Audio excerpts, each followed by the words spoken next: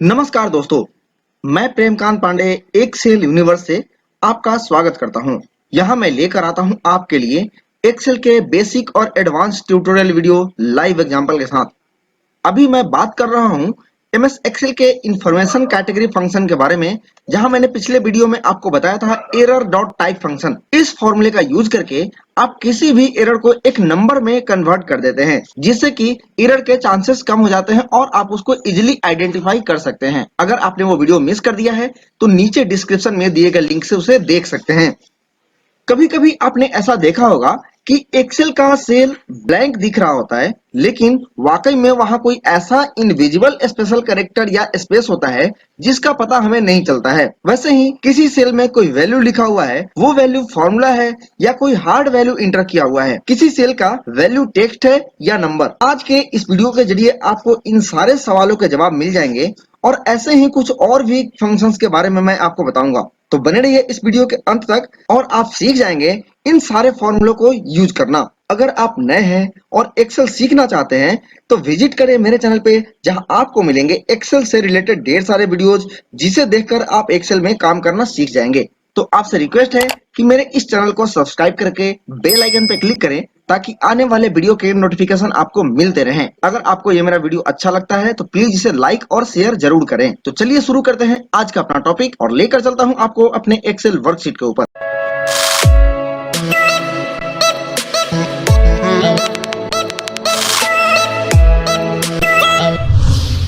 तो जैसा कि आप देख रहे हैं, यहाँ पे मैंने कुछ डेटा लिया हुआ है, जहाँ पे कुछ एरर हैं, कहीं फॉर्मूला लगा हुआ है, कहीं नंबर है, कहीं ब्लैंक सेल्स हैं और कहीं पे ट्रू और फॉल्स मैंने लिया हुआ है।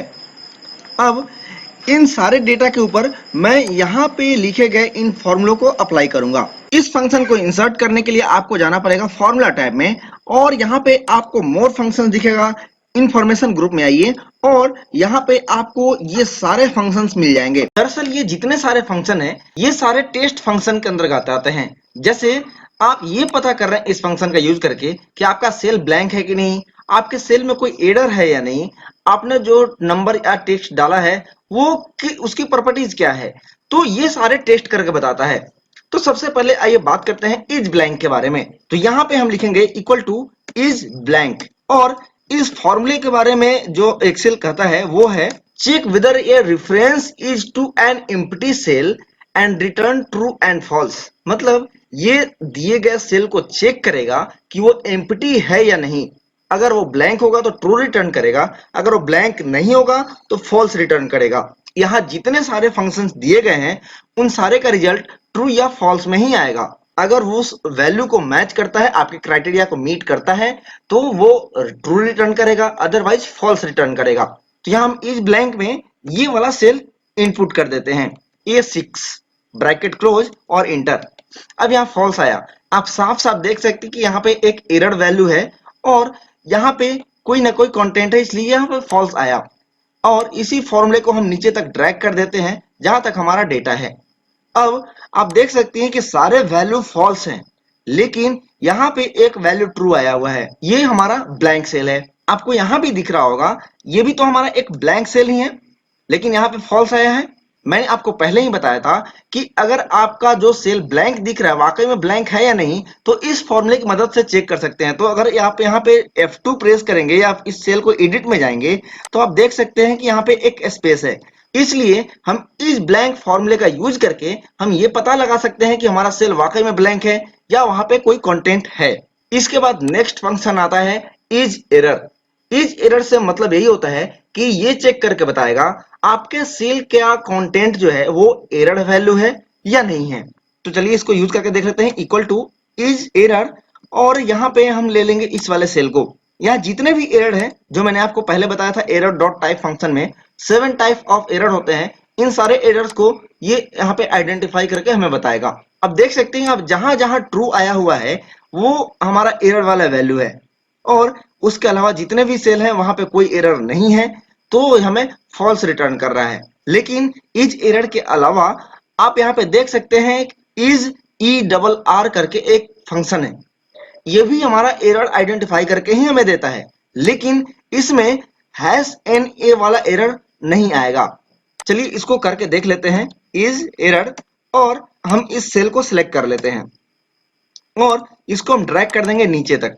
देखिएगा जहां भी एरर है वहां पे ट्रू आया हुआ है, लेकिन ये जो हमारा हैश एन है यहाँ पे इसने फॉल्स रिटर्न किया है, मतलब इज एरर इस वाले एरर को कंसीडर नहीं करेगा। उसी तरह आप देख सकते हैं इज एन यहाँ पे केवल हैश एन वाले एरर को ही ये डिस्प्ले करेगा, इज एन ए, और इस सेल को सिलेक्ट कर लीजिए, यहाँ फॉल्स आएगा और इसको नीचे तक ड्रैग कर दीजिए। आप देख सकते हैं कि पूरे डेटा शीट में केवल यहीं पे ट्रू आया है, मतलब ये हैश एन को रिटर्न करेगा। जहां भी आपके सेल में हैश एन एरर होगा वहां पे इस फॉर्मूले को लगाइए, आपका एरर ट्रू में यहाँ पे डिस्प्ले करेगा। अब बारी आती है नंबर को चेक करने के कि वो इवन नंबर है या ऑड नंबर है। तो यहाँ देख सकते हैं कि इज इवन है, यहाँ पे इक्वल टू देके और इज इवन करिए और यहाँ पे आप वो सेल सेलेक्ट कर लीजिए। अगर इसमें एरर वाला सेल सेलेक्ट करेंगे तो ये एरर वैल्यू ही रिटर्न करेगा। तो हम यहाँ पे बस चेक कर रहे हैं कि नंबर हमारा इवन है या ऑड है। यहाँ देख सकते हैं यहाँ पे ब्लैंक वैल्यू है, यहाँ ब्लैंक सेल है और ये हमारा ट्रू रिटर्न कर रहा है, क्योंकि जीरो भी एक इवन नंबर ही होता है, इसलिए यहाँ पे ट्रू है। उसी तरह आप यहाँ पे देख सकते हैं कि ये 502, मतलब जो भी नंबर 2 से डिवाइड होता है वो इवन नंबर होता है, वो आपको पता है। तो ये हमारा यहाँ पे रिटर्न कर रहा है कि ये हमारा इवन नंबर है और यहाँ पे ट्रू रिजल्ट दे रहा है। वैसे ही 717 ये एक ऑड नंबर है और यहाँ पे फॉल्स रिटर्न कर रहा है। तो जस्ट ये फॉर्मूला हमारा केवल नंबर के ऊपर काम करता है, टेक्स्ट के ऊपर काम नहीं करता है। आप यहाँ देख सकते हैं कि टेक्स्ट के ऊपर हमने फॉर्मूला अप्लाई किया, यहाँ पे एरर आ गया, तो ये चेक करेगा कि आपका वैल्यू नंबर जो है वो इवन है या ऑड है। वैसे ही इज ऑड जस्ट इसका अपोजिट, यहाँ पे इज ऑड करेंगे और हम इस वाले सेल को सिलेक्ट कर लेंगे, ये सेम ऐसे ही रिएक्ट करता है, बस ये आपको इवन की जगह ऑड नंबर वाले वैल्यू को ट्रू करके दिखाएगा। देख सकते हैं यहाँ पे ये ट्रू आ गया, यहाँ पे भी आपका ट्रू आ गया और ये भी हमारा ट्रू है। इसके बाद नेक्स्ट है इज फॉर्मूला, ये चेक करके बताएगा कि हमारे किस सेल में फॉर्मूला लगा हुआ है और वहां पे ट्रू रिटर्न करेगा, इज फॉर्मूला। और हम ये वाला सेल सिलेक्ट कर लेंगे, ब्रैकेट क्लोज और इंटर करके हम इसको ड्रैग कर देंगे। आप देख सकते हैं यहाँ फॉर्मूला बार में सम का मैंने यहाँ पे फॉर्मूला अप्लाई किया है, यहाँ पे मैंने गलत रेंज सेलेक्ट किया हुआ है इसलिए यहाँ पे एरर आया है, लेकिन यहाँ पे फॉर्मूला अप्लाई किया हुआ है इसलिए हमें ये ट्रू रिटर्न कर रहा है। वैसे ही मैंने यहाँ पे किसी नंबर्स को 0 से डिवाइड किया है, आप देख सकते हैं यहाँ पे इस फॉर्मूला बार में 5 को मैंने 0 से डिवाइड किया है इसलिए यहाँ पे डिवीजन का एरर आ रहा है। तो यहाँ पे फॉर्मूला है, बाकी यहाँ पे किसी में फॉर्मूला नहीं है। फिर यहाँ पे फॉर्मूला है, जहां जहां ट्रू आया है वहां पे कोई ना कोई मैंने फॉर्मूला अप्लाई किया हुआ है। अब बारी आती है इज लॉजिकल, ये फंक्शंस के जरिए आप ये चेक कर सकते हैं कि आपने जो फॉर्मूला अप्लाई किया है अपने सेल में वो लॉजिकल है या नहीं। तो इस पे आप टाइप करिए is equal two is logical और इस सेल को सिलेक्ट कर लीजिए। जहां भी लॉजिकल फॉर्मूला इसको मिलेगा वहां पे ट्रू रिटर्न करेगा। यहाँ पे देखिए नीचे जितने भी सेल्स हैं वो सारे ट्रू रिटर्न कर रहे हैं। यहाँ पे मैंने फॉर्मूला लगाया है 5 ग्रेटर देन 10, भाई ये तो गलत है, लेकिन ये एक लॉजिक है जो हमें ट्रू या फॉल्स में आंसर रिटर्न कर रहा है। 5 इज इक्वल टू 5, ये भी एक लॉजिक है। वैसे ही यहाँ पे अगर आप ट्रू लिखेंगे तो ये भी एक लॉजिक ही है। कोई भी वैल्यू एक्सेल में अगर टाइप करते हैं ट्रू या फॉल्स तो वो 1 और 0 को रिप्रेजेंट करता है फॉर्मूला में, फंक्शंस में नहीं। दोस्तों एक चीज ध्यान रखिएगा, फॉर्मूला और फंक्शन दोनों अलग है। फंक्शन वो चीज है जिसे कि एक्सेल द्वारा प्री डिफाइन किया हुआ है, उसमें किसी भी यूजर का इंटरफेयर नहीं हो सकता है। फॉर्मूला आप जो अपने से क्रिएट कर सकते हैं, जैसे अगर हमें किसी नंबर्स को फॉर्मूले के जरिए ऐड करना हो तो हम यहाँ पे लिख सकते हैं 5 + 5 = 10, लेकिन इसी को हम एक फंक्शंस को अप्लाई करके लिख सकते हैं सम। सम भी इन दोनों नंबर को ऐड करके देगा। बस आपको करना क्या है कि आपको इसमें वो नंबर डालना है जिसको कि आपको ऐड करना है। तो हम यहाँ पे 5,5 लिखेंगे और ये हमें रिजल्ट दे देगा। तो हमने यहाँ पे जो लगाया 5 + 5, ये हमारा फॉर्मूला है, ये सम हमारा फंक्शन है। एक फॉर्मूला है जो आप खुद से लिख सकते हैं, फंक्शन जो एक्सेल द्वारा डिजाइन करके दिया हुआ है। तो हमारे एक्सेल में ट्रू जो है वो 1 को रिप्रेजेंट करता है और फॉल्स जो है वो 0 को रिप्रेजेंट करता है। अगर आप यहाँ पे लिखेंगे ट्रू प्लस ट्रू, यहाँ पे क्या वैल्यू आएगा, यहाँ पे आएगा 2। अगर आप यहाँ पे लिखेंगे ट्रू माइनस, ये वाला सेल सेलेक्ट कर लीजिए, आप देखेंगे यहाँ पे -1 आएगा। तो ट्रू को आप एक फॉर्मूले में यूज कर सकते हैं, लेकिन किसी फंक्शंस में यूज नहीं कर सकते हैं। तो इसलिए यहाँ पे ये जो हमारा आंसर आया है लॉजिकल का, यहाँ पे ट्रू रिटर्न कर रहा है क्योंकि ये दोनों वैल्यू लॉजिकल है। हमारा अगला फंक्शन है इज नॉन टेक्स्ट। ये फंक्शन हमें ये चेक करके बताएगा कि हमारे सेल में लिखा हुआ वैल्यू या कंटेंट वो टेक्स्ट है या नहीं। अगर वो टेक्स्ट होता है तो वहां पे फॉल्स आएगा, अदरवाइज हमें ट्रू वैल्यू रिटर्न करेगा। तो हम यहाँ अप्लाई करेंगे इस फंक्शन को equal two is non text और इस सेल को सिलेक्ट कर लेते हैं और इसे हम नीचे तक ड्रैग कर देंगे। आप देख सकते हैं कि जहां हमारा टेक्स्ट वैल्यू आया है वहां पे हमारा वैल्यू फॉल्स रिटर्न कर रहा है इस फॉर्मूले में। जैसे कि आप देख सकते हैं यहाँ पे फॉल्स है और ये फॉल्स इसलिए आया है क्योंकि यहाँ पे एक स्पेस आया हुआ है। कोई भी ब्लैंक सेल वो नॉन टेक्स्ट के अंदर आता है। वैसे ही आप देख सकते हैं कि ये नंबर वाला जो सेल है यहाँ पे ये बता रहा है फॉल्स, मतलब ये जो सेल है ये दिख तो रहा है नंबर लेकिन ये टेक्स्ट फॉर्मेट में है, इसकी प्रॉपर्टी जो है टेक्स्ट है। और ये हमारा 717 वाला जो सेल है ये हमारा नंबर है और यहाँ पे ट्रू आया हुआ है। तो इस फंक्शन के जरिए हम किसी भी नॉन टेक्स्ट वाले कंटेंट को फिल्टर कर सकते हैं। इसके बाद हमारा नेक्स्ट फंक्शन है इज नंबर। ये हमें चेक करके बताएगा कि हमारे सेल में लिखा हुआ वैल्यू वो नंबर है या नहीं। तो इस फंक्शन को अप्लाई करके देख लेते हैं।